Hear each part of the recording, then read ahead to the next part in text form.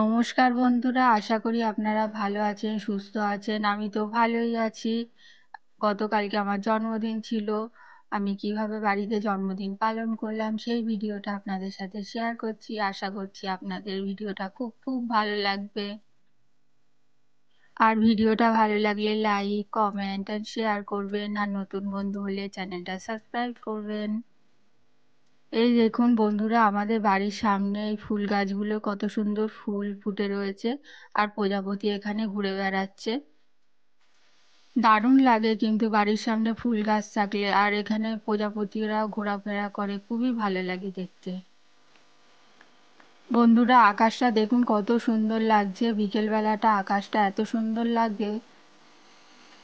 যখন সূর্য অস্ত যায়, সূর্যের আলোয় লাল হয়ে থাকে আকাশটা, খুবই সুন্দর লাগে দেখতে। এই দেখুন বন্ধুরা, আমাদের বাড়ির অ্যাকোরিয়ামের মাছগুলো কত সুন্দর অ্যাকোরিয়ামের মধ্যে খেলা করছে।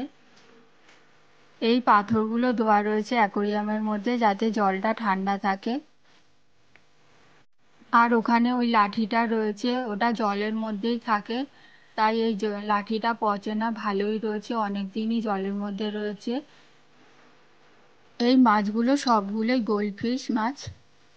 আর রঙিন পাথরগুলো দেওয়ার জন্য অ্যাকোরিয়ামটা আরো বেশি সুন্দর লাগছে। বন্ধুরা, বড় পাথরগুলো যেগুলো দেখছেন সেগুলো আমরা দীঘাতে যখন বেড়াতে গিয়েছিলাম তখন উদয়পুর বিচ থেকে এই পাথর নিয়ে এসেছি। অ্যাকোরিয়ামের জল যাতে গরমের সময় ঠান্ডা থাকে সেই জন্য এই পাথরগুলো দিয়ে রেখেছি। আর লাঠিটাও আমরা দীঘা থেকে এনেছি, এটা জলের মধ্যেই থাকে এই গাছটা। এটা মনে হচ্ছে ম্যানগ্রোভ গাছের ডাল। বন্ধুরা দেখুন, মাছগুলো অ্যাকোরিয়ামের মধ্যে কত সুন্দর খেলা করছে, দারুণ লাগছে। আমি প্রায়ই অ্যাকুরিয়ামের সামনে বসে দেখি মাছগুলো কত সুন্দর খেলা করছে, ঘুরছে ফিরছে, এদিক ওদিক যাচ্ছে। মাছের পাখনাগুলো দেখুন কত সুন্দর। বন্ধুরা দেখুন, ছাদে একটা টবে ভর্তি ঘাস ফুল হয়েছে। এটা আমরা লাগাইনি, নিজে থেকেই হয়েছে। বন্ধুরা, বাড়ির সামনের ভিউটা দেখুন কত সুন্দর লাগছে। বকগুলো উড়ে যাচ্ছে, দারুণ দেখতে লাগছে। ক্যামেরায় হয়তো অত সুন্দর লাগছে না, কিন্তু সামনাসামনি চোখে দেখলে দারুণ সুন্দর লাগে দেখতে।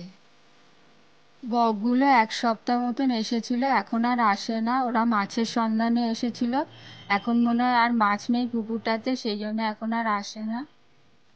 অনেক ভোরবেলাতেই বকগুলো চলে আসে, এসে মাছ খায়। প্রায় এক ঝাঁক বক এখানে আসতো। বন্ধুরা দেখুন, এখন সন্ধে হয়ে এসেছে।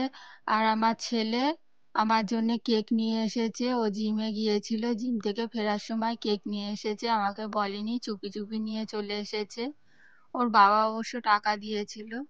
আর আমার মেয়েও চলে এসেছে সাজগোজ করে, ভিডিও করে দেবে বলে। বন্ধুরা, এখন আমি বাচ্চা হয়ে গিয়েছি, তাই কেক কাটবো। এখন বাচ্চা বড় সবাই তো কেক কাটে, আমিও কাটছি। কিন্তু কেক কাটলে কিন্তু একা তো খাবো না, সবাই মিলেই খাবো। কেকটা তো সবাই খেতে ভালোবাসে খুবই। আর এটা কফি কেক, খেতেও খুব ভালো ছিল।